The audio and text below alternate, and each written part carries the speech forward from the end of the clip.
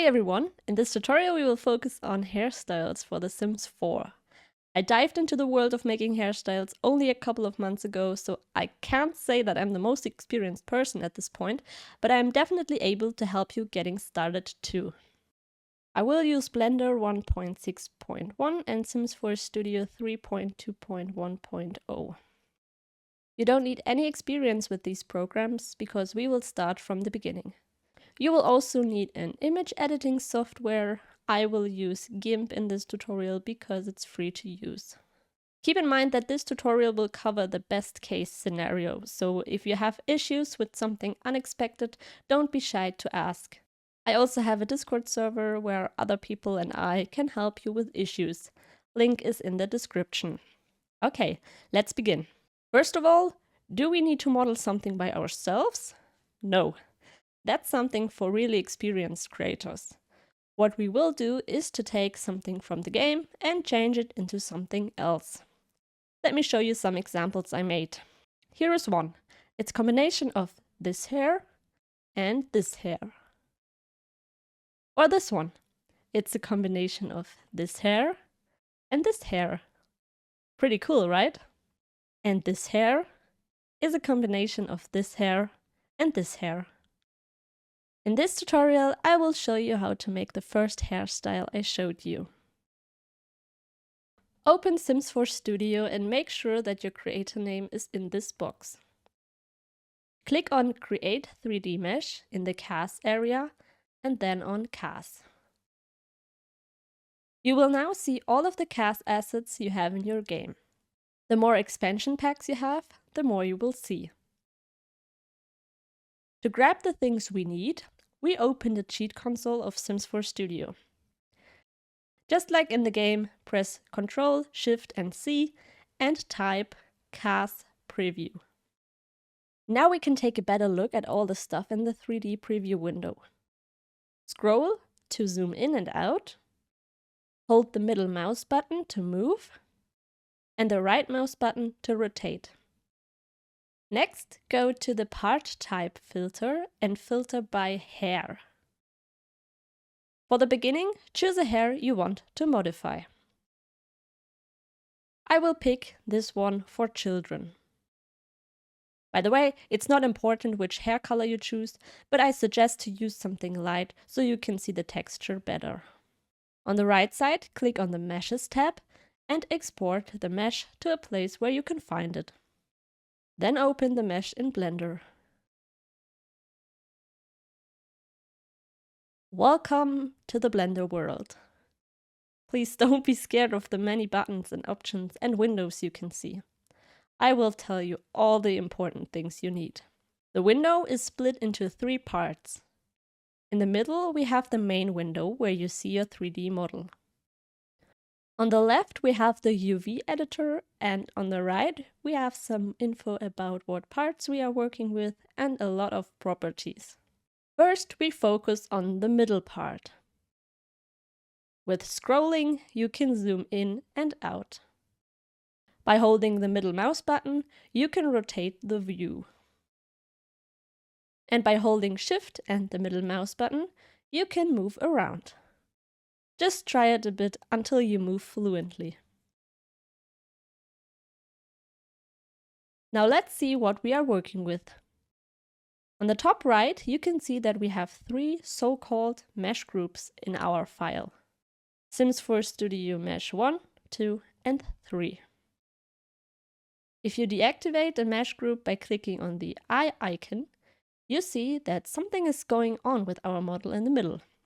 Every time you pick a hair in-game, only this mesh group is visible. And if your sim is wearing a hat, it will be either this or this one. So basically, the part that is covered by a hat is non-existent. The mesh groups that are used for hats are called head chops. To edit our hairstyle, we need to delete the 2 mesh groups for hats because we have to make them again as soon as our hairstyle is finished anyways.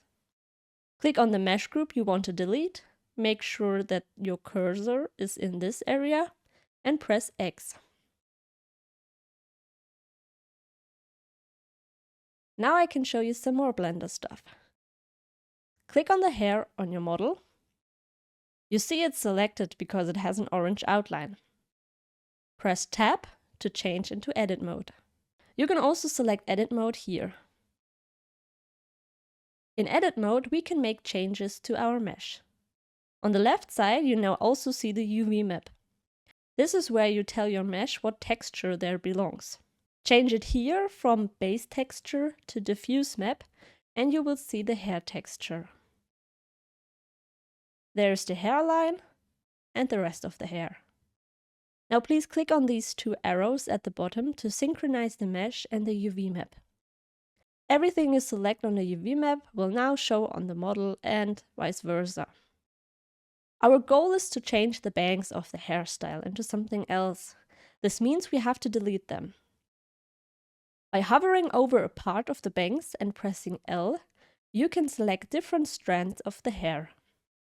Press X on your keyboard and then choose vertices to delete your selection. Do this with everything you want to get rid of. If you made a mistake, just press Ctrl Z. Please look at your mesh regularly, because sometimes it may be that you don't notice you deleted something you didn't want to delete.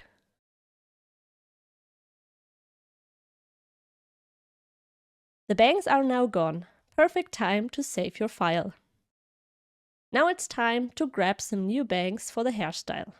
This means we go back to Sims 4 Studio. I want to use these bangs. By the way, if you're wondering why this looks so strange, it is because in Sims 4 Studio, all three mesh groups will be stacked on top of each other. As soon as you're in the game, only one mesh group is visible. I export the mesh like I did with the first one. The color of the hair is not important. Back to Blender. On the top left, click File and then Append.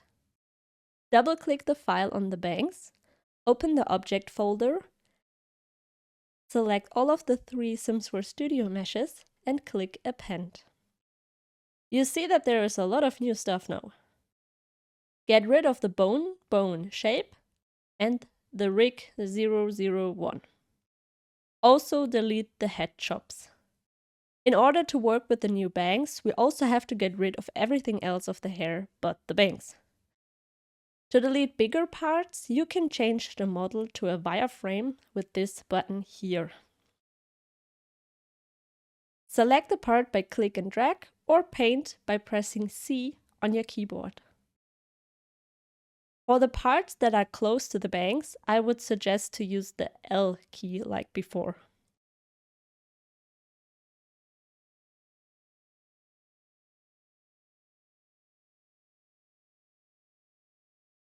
If you see floating black dots, select the whole mesh with A, go to Mesh, Clean Up, and then Delete Loose. Great, now we have bangs we can use on our hairstyle. Perfect time to show you some more Blender controls. Select the bangs again with A. With G, we can grab the mesh and move it around. Right-click to go back. With R, we can rotate the mesh, and with S, we can scale the mesh. Right-click to go back. Because the bangs are already at the perfect place, but just 2 way up, we can easily bring them down. Click Transform, and then slide the bangs down with the blue arrow. I will also size the bangs down because they are a bit too big. Now that I have the perfect position, we need to close the gaps. For this, we will use proportional editing. You can find it here. Click on a vertice, then press G for grab, and scroll up so long until you see a circle. This is the size of the area that is affected by the proportional editing. With a right mouse click, you can save the size of the circle without messing something up. Now you can move the end of the bang so that there is no gap left. I can't really explain how to get to the perfect result. Just take your time and try your best to close every gap. As soon as you're done, we can move on to the next step, the texture. Currently, we see two mesh groups with two different hair textures. What we have to do now is to give one of the mesh groups the texture of the other one. I usually give the texture of the bigger part to the smaller part. So in this case, I will apply the texture of the long hair to the bangs. Select the bangs, go into the Materials tab, and change the Diffuse Map 001 to Diffuse Map. The bangs have now the texture of the long hair and look a bit messy. Time to fix it. Take a look on your UV map on the left, and you will notice that the different UV layouts don't match the hair strands of the texture. This means we have to take them and move them to a place where they will fit the texture better. Select the strand with L, grab it with G, and move it. Oh, and don't forget to deactivate proportional editing. Sometimes a hair strand is not completely connected. Select everything, go with your cursor into the middle window, right-click, merge, and merge by distance.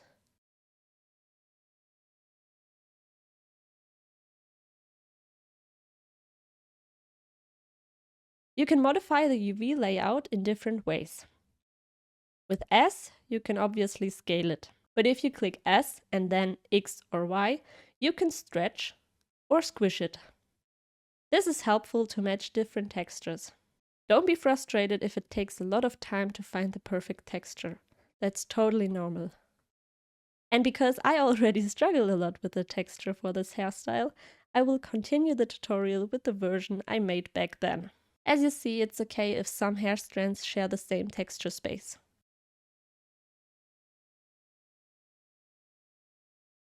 Now is the perfect time to make a backup of your file.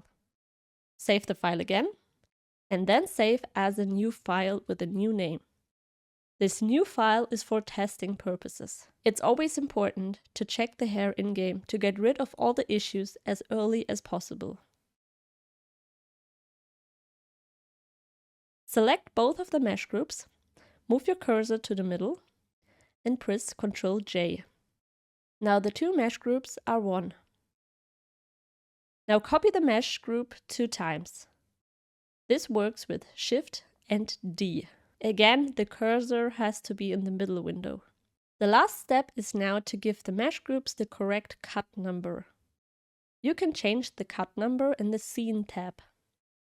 Change one of them into 0000, the next into 0001, and the last into 0002. Save, and then go back into SIMS for Studio. Export all the swatches of the texture you used for your hairstyle.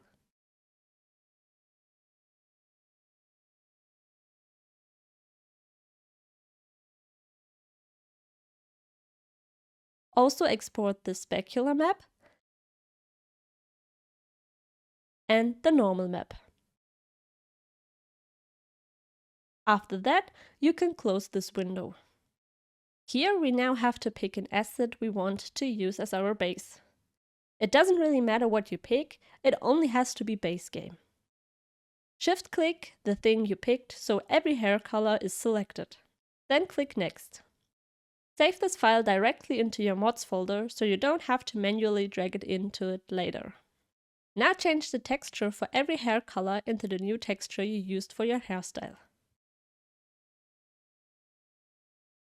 Import the normal map you exported previously and the specular map too. Press Make Blank on the shadow map. This one we have to make later. Now import the last Blender file we worked in. Save everything, and then you can start your game to test your hair. If there are problems, go back to your backup file, make changes, create a new file again, create the 3 mesh groups with the cut numbers 0000, 0001, and 0002, and import it into SIMS for Studio. Do this so many times until you're satisfied with the result. You might encounter different problems that I won't cover in this video because that would just be too much. If you can't find a solution by yourself, I'm happy to help you in my Discord server. Link is in the description. Once you're happy with your hairstyle, you can continue to work in the second Blender file. the one that you use to test in-game. There are 3 types of heads in The Sims 4. Some that cover the complete head, some that sit on the top of the head, and some that sit rather on the back of the head. Open a new Sims 4 Studio window and go into the cast preview mode. Export the mesh of the base hair you used again and save it with a different name. I suggest to export a different hair color than the one your Blender model has. Then export the meshes of some heads. Make sure you pick some of the different kinds I told you about. Heads that cover the complete head are not necessary. Now go into your Blender file and append the hair you just exported. Delete the new rig and bones and the mesh group that has the whole hair. Look at the front of your sim, select the transform tool, and then stretch the head of the newly appended head chops a bit in edit mode. Do this with both mesh groups. Make everything invisible by clicking on the eye icon. And then look for one of the mesh groups of your new hairstyle and one of the head chops. The next step might be a bit tricky, so be careful. Click on the X or -X here at the top. Now you have a perfect side view of your model. Click on your hairstyle, go into edit mode and press K on your keyboard. This will give you the knife tool. Now with the help of the other mesh, draw a line from one side to the other. While you do that, press C so that the cut will go through the whole mesh and not just the one side. Left click on the other side and press Enter and your cut will be done. For the next step, change into the wireframe view. Move your model into a position where the orange lines overlap. Select the top part with B, press X to delete the faces this time, and you will see that most of the parts above the line are gone. We now only have to remove some bits that didn't get selected before. Now check the cut number of the mesh from the other hair and give this exact cut number to yours. Then you can delete the head chop of the other hair. Make your hair invisible now and repeat the steps with the other head chop. You should now have 3 head chops with 3 different cut numbers. Our head chops are still not ready yet. Append a head that you exported before and make the mesh group visible that fits this head. You will definitely see what I mean. Now go into proportional editing and basically stuff the hair that's sticking out of the head into it.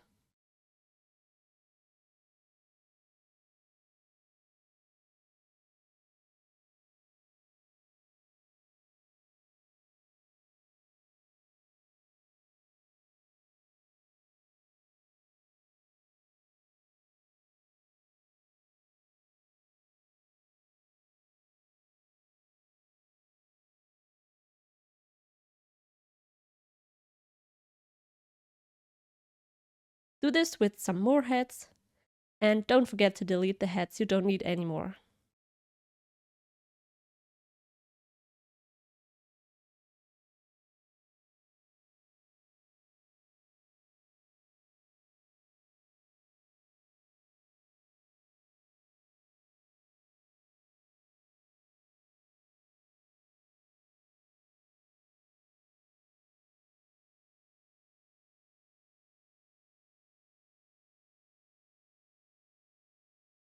If you're done, you can save and import the mesh into Sims 4 Studio.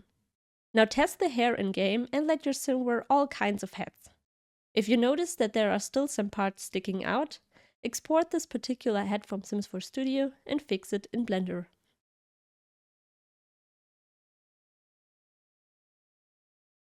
Let's now focus on the shadow map. In Blender, we first have to prepare the mesh to make a nice shadow. Open the rig and select Head. Then go into the Objects tab, scroll down, open Visibility and check Selectable. Now you're able to click on the head. Next, make the two head chops invisible and deactivate the camera.